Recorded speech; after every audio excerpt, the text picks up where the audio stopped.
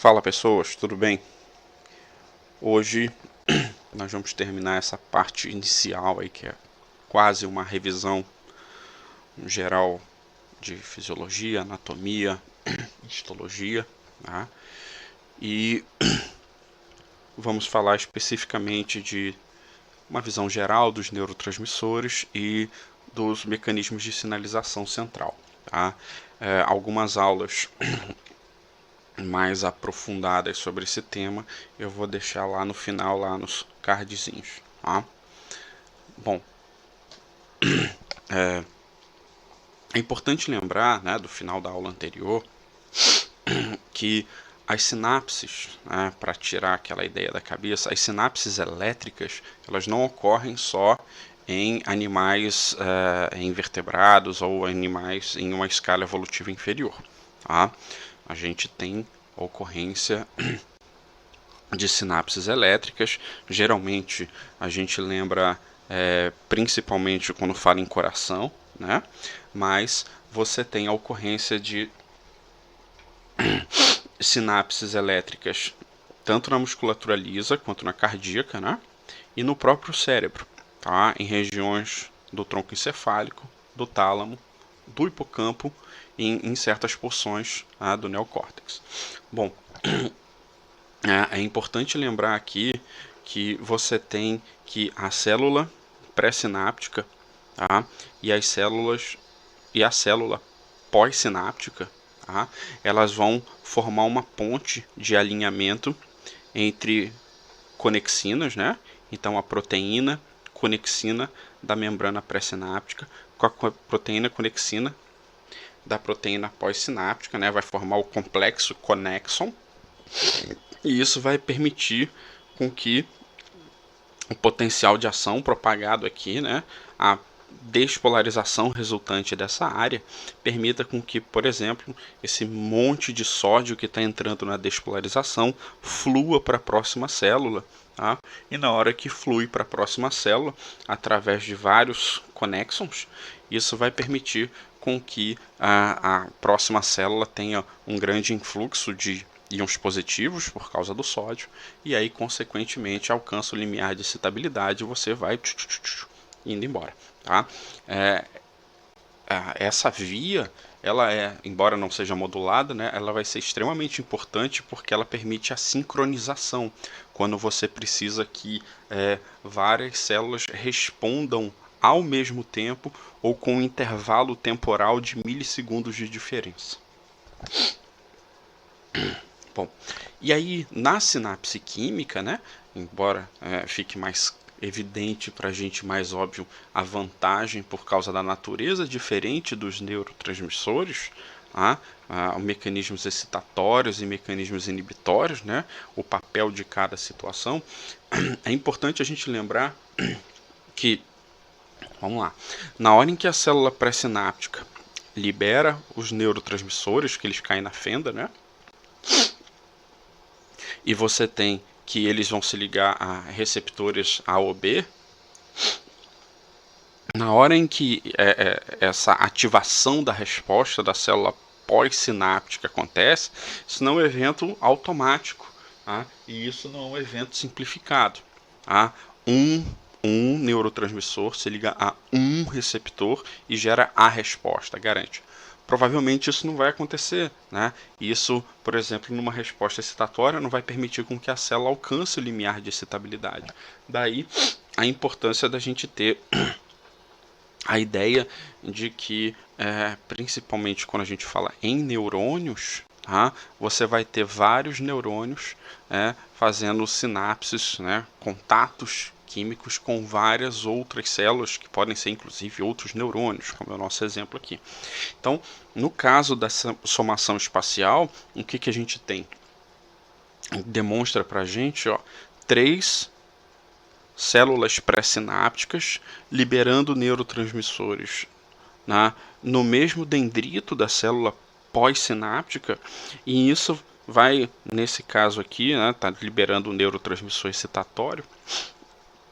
Isso vai fazendo com que a somação, a soma dos sinais excitatórios recebidos de cada neurotransmissor em cada receptor de cada um desses três tipos de célula pré-sinápticas vão fazendo com que a resposta ela seja gerada na célula pós-sináptica, porque assim é mais fácil ela alcançar o limiar de excitabilidade.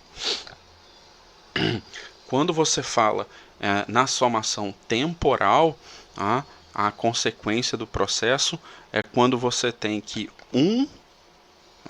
nesse exemplo né, mas podem ser vários, mas vamos concentrar em um, quando você tem uma célula pré-sináptica sofrendo uma salva, né, de potenciais de ação, um atrás do outro. Então, cada potencial de ação com intervalo que vai de 1 a 15 milissegundos, 1 milissegundo de diferença entre um potencial de ação e o próximo potencial. Então, isso vai fazendo com que cada estimulação que chega ao terminal sináptico induza uma liberação de neurotransmissores na fenda, né? Então, libera aqui, aí 5 milissegundos depois libera mais um pouco, né? Mais um pouco. Então, aquele primeiro neurotransmissor, ele vai estimular a célula, ela vai alcançar vai sofrer o potencial de ação ou vai alcançar o limiar de estabilidade. Aí o próximo chega e estimula ao mesmo tempo, o próximo também. Então, em um intervalo muito curto de tempo, você tem uma sequência de excitabilidades na célula e as respostas elas vão durando, vão sendo mais prolongadas, certo? Lembrando sempre que quando eu tenho o intervalo que ocorre o período refratário absoluto, que os canais de sódio estão bloqueados, naquele milissegundo o evento não acontece, tá? Mas como a salva de estímulos ela é contínua, né? Esse nosso exemplo, isso vai fazendo com que eu tenha pequenos intervalos temporais e o potencial vai acontecendo logo em seguida.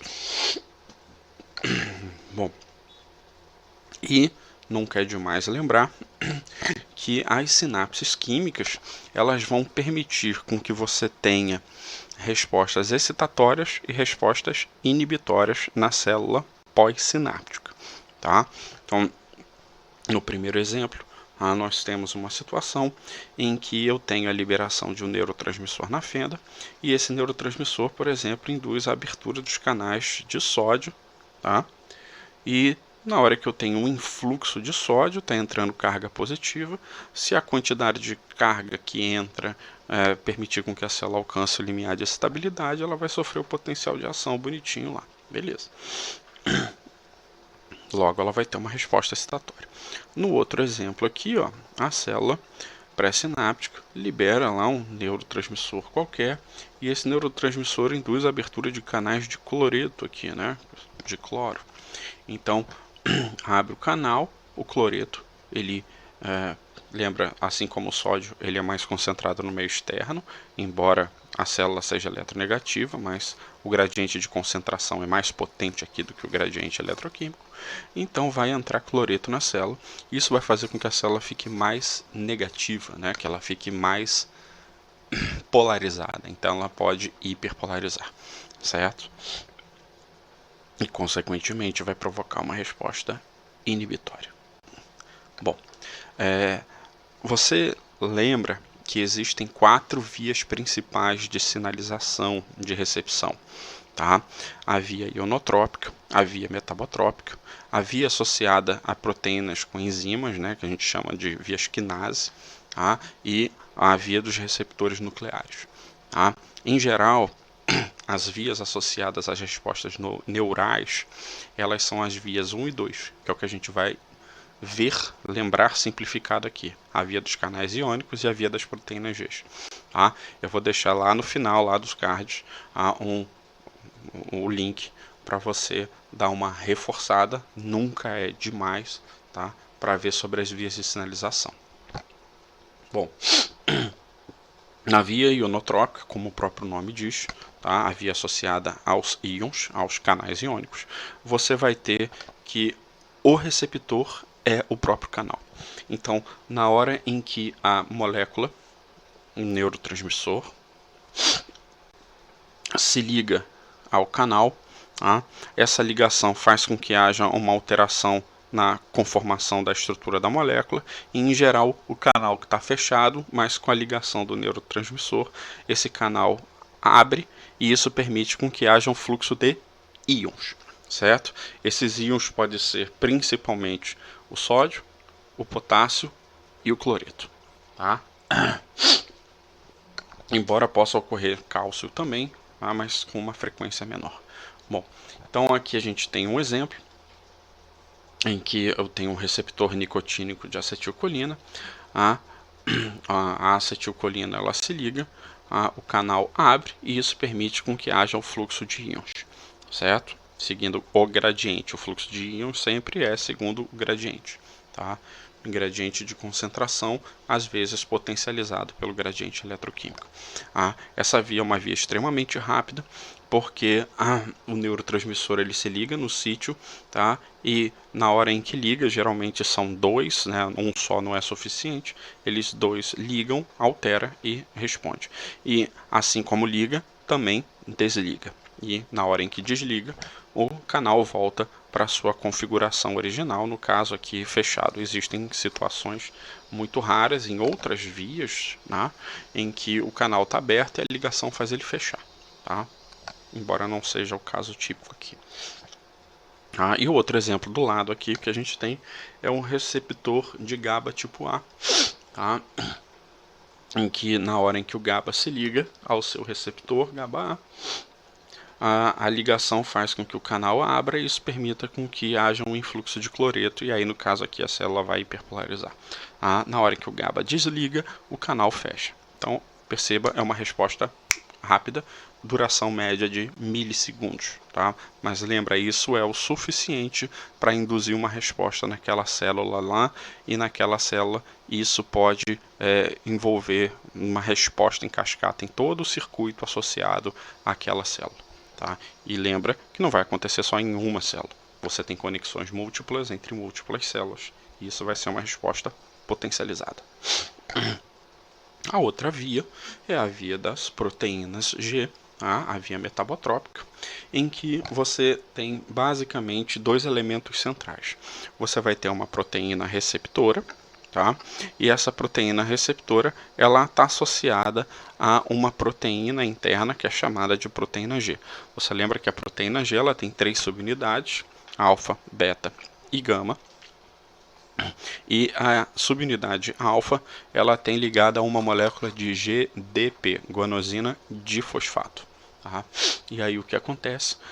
Na hora em que o neurotransmissor se liga à proteína receptora, essa proteína receptora ela altera a sua configuração, e essa alteração de configuração induz uma resposta na proteína G. Essa resposta na proteína G é uma alteração de estrutura que faz com que ela perca a afinidade pelo GDP e ganhe afinidade ao GTP, guanosina trifosfato. A guanosina trifosfato, livre no citossol, vai se ligar a esse sítio que agora está exposto, e como ela é uma trifosfatada, ela tem uma oferta energética mais alta. Logo, a subunidade alfa, GTP, ela vai se desprender da subunidade beta e gama, e alfa GTP vai se ligar a alguma coisa para gerar uma resposta, enquanto beta gama vai se ligar a outra coisa para gerar outra resposta. Tá? Em geral, alfa GTP tem duas possibilidades.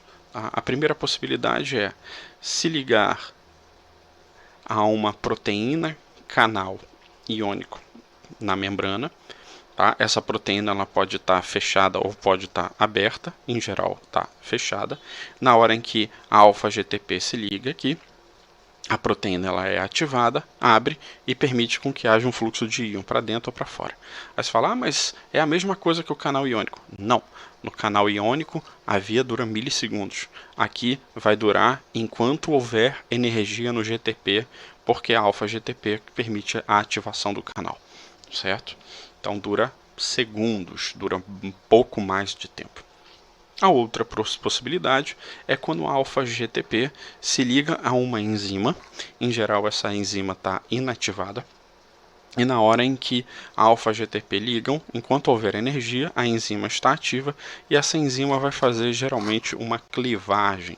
Ela pega uma molécula do citossol e cliva, liberando um produto, ou mais. E esse produto é o que a gente vai chamar de segundo mensageiro. Por que esse segundo mensageiro ele é importante? Porque, em geral, a enzima não vai fazer uma única reação.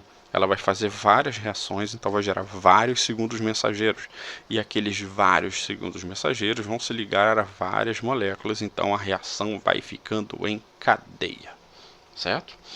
Todos os exemplos que eu apresentei aqui, elas têm uma resposta com possibilidade excitatória ou uma resposta inibitória. Tá?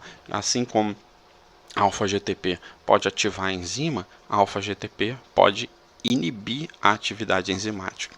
Logo, isso vai fazer com que o nível de segundos mensageiros diminua e isso faz com que a resposta celular fique inibida, por exemplo.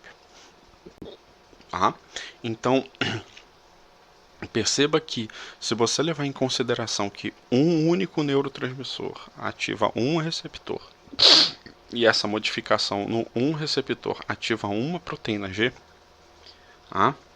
e que essa uma proteína G ela vai ativar, por exemplo, aqui uma enzima, essa enzima vai gerar múltiplos produtos na sua reação e isso vai gerar múltiplas respostas na célula. Só que a gente tem que lembrar que não é um neurotransmissor que é liberado e as células pós-sinápticas não têm um receptor só. Você tem múltiplos. Então tudo isso vai fazer com que eu tenha uma potencialização da resposta, que pode inclusive resultar em mecanismos de ativação da transcrição gênica e produção de proteínas. Então, esse evento ele é um evento extremamente importante para a atividade metabólica celular. Bom, e não esqueça, é sempre importante lembrar que quando você fala em receptores e mecanismos de sinalização e estudos associados, a gente tem dois termos importantes: os agonistas e os antagonistas. Quando você fala agonista, você está falando de uma molécula exógena, externa, que tem a mesma capacidade de gerar resposta do seu, no nosso caso aqui, neurotransmissor, da sua molécula natural. Então, o agonista se liga ao receptor e gera o mesmo perfil de resposta. Então, quando você fala que você tem um receptor nicotínico de acetilcolina, você está dizendo que você tem que aquele receptor, na hora em que eu ligo a nicotina nele, ele vai gerar a mesma resposta que quando liga a acetilcolina nele, certo? Então, isso pode gerar respostas tanto na via ionotrópica dos canais iônicos, quanto da via metabotrópica das proteínas G. Então, obviamente, vai depender de cada tipo de agonista ligando a cada tipo de receptor. E, por outro lado, quando você tem os antagonistas são aqueles caras que na hora em que eles se ligam ao receptor, eles geram ausência de resposta. Resposta zero. Não esqueça, antagonista não é aquele que faz a resposta ao contrário do agonista. Não é inverter a resposta. Esse agonista é excitatório, então o antagonista vai ser inibitório. Não, né? O antagonista é aquele que não gera o efeito é zero. Certo isso? Então, o antagonista ele se liga a um receptor. Na hora em que ele se liga ao receptor, ele ocupa aquele receptor, enquanto ele estiver ligado lá, aquele receptor não vai ser ativado, não vai ter resposta. Logo, a resposta é zero. Bom, estamos acabando. Então, aqui, é uma lembrança importante, tá? Por isso que para um aprofundamento maior vou deixar os cards no final, dos principais tipos de neurotransmissores e a natureza essencial dos seus efeitos nas células pós-sinápticas, tá? Então, a acetilcolina, né, uma catecolamina, ela tem uma resposta tipicamente excitatória, tá? Dos neurotransmissores derivados aminoácidos diretos, tá? O glutamato é o excitatório e a GABA e a glicina são inibitórias, certo? Então aqui é muito claro e muito evidente, certo? As aminas biogênicas é que elas começam a ter uma variação de resposta dependendo do neurotransmissor, porque vai depender do tipo de receptor que ela está se ligando, tá? Então, por exemplo, a dopamina, assim como a serotonina, ela pode ser excitatória ou inibitória. Vai depender de onde está ligando, tá? Então, noradrenalina, adrenalina, histamina são excitatórias. Nas purinas, o ATP é excitatório e tem efeito neuromodulador, ou seja, potencializa uma resposta associada a um outro tipo de neurotransmissor ligado no circuito. A substância P associada à dor é excitatória, a metencefalina e os opioides são inibitórios, tá? E a adrenocorticotropina é excitatória, tá? Então, são moléculas de naturezas diferentes com circuitos equivalentes. É importante lembrar principalmente da serotonina e da dopamina, certo? Essas moléculas, elas têm respostas diferentes de acordo com cada tipo de circuito, porque a gente vai ver isso em outros temas mais para frente, tá? Então, associado à proteína G, tá? Ou seja, só para via metabotrópica, não para via ionotrópica, você tem variações de receptores. Então, a acetilcolina, a gente lembra que a acetilcolina, por exemplo, tem dois tipos de receptores centrais, o nicotínico e o muscarínico. O nicotínico é aquele associado à resposta de canal iônico. O muscarínico é aquele associado à proteína G. Só que dos muscarínicos, existem 5 subtipos descritos, M1, 2, 3, 4, 5. Tá? Então é importante ter essa atenção. Tá? Existem receptores diferentes com subtipos diferentes. Então, ó, o GABA. O GABA-A ele está associado à via ionotrópica. O GABA-B está associado à via metabotrópica. Aí eu tenho B1 e B2 aqui. Tá? Então, a diferença, ela está associada aos tecidos em que eles estão inseridos, as subpopulações, principalmente de neurônios, e a regulação do efeito. Mas GABA é sempre inibitório. Mas existem respostas que podem ser mais potencializadas, mais duradouras e por aí vai indo. Tá? Então é preciso ter essa visão aberta na situação. Tá? E aqui as outras variações para outros tipos de neurotransmissores. Tá? Então, aqui, ó, só para a gente lembrar, ó, a acetilcolina no receptor nicotínico, quem tem o efeito equivalente é a nicotina, efeito agonístico. Tá? Quem tem efeito antagonista é o curare, tá? O extrato vegetal. Tá? Então, na hora que liga, bloqueia o efeito. Nos receptores muscarínicos, que são os receptores associados à proteína G, a muscarina tem o mesmo efeito, o extrato fúngico. Enquanto que a atropina, o extrato da planta lá, da beladona, tem efeito antagonista, certo? Então, perceba que é importante sempre lembrar que existem possibilidades de efeitos agonísticos e efeitos antagonísticos, tá bom? Bom, e aqui para a gente acabar, só uma visão geral, tá? Essas imagenzinhas que a gente vê na internet, no Instagram, em rede social e tudo mais, elas às vezes elas ajudam, às vezes elas complicam, tá? Então aqui, ó, tem o neurotransmissor central e aí você vê que em geral as moléculas elas são simples estruturalmente, tá? Então isso meio que facilita o entendimento, principalmente para aquelas que precisam atravessar a barreira hematoencefálica em algumas situações, tá? Mas, ó, a adrenalina, via excitatória, está associada ao mecanismo de luta ou fuga, a resposta principalmente do sistema nervoso autônomo simpático. A acetilcolina está associada a mecanismos de aprendizagem, noradrenalina, concentração e alerta. Tá? Então potencializa também a resposta simpática. Endorfina, liberada em situações associadas à dor e euforia. A serotonina, humor tá? E bem-estar. Lembra que muitos antidepressivos, estabilizadores de humor, são inibidores da recaptação de serotonina, deixam a serotonina mais tempo na fenda sináptica. Então, mais tempo, potencialização do humor estabilizado.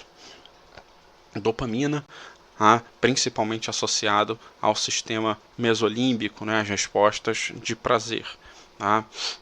GABA, calma é uma forma de se dizer, né, redução de respostas ansiosas, indução de relaxamento.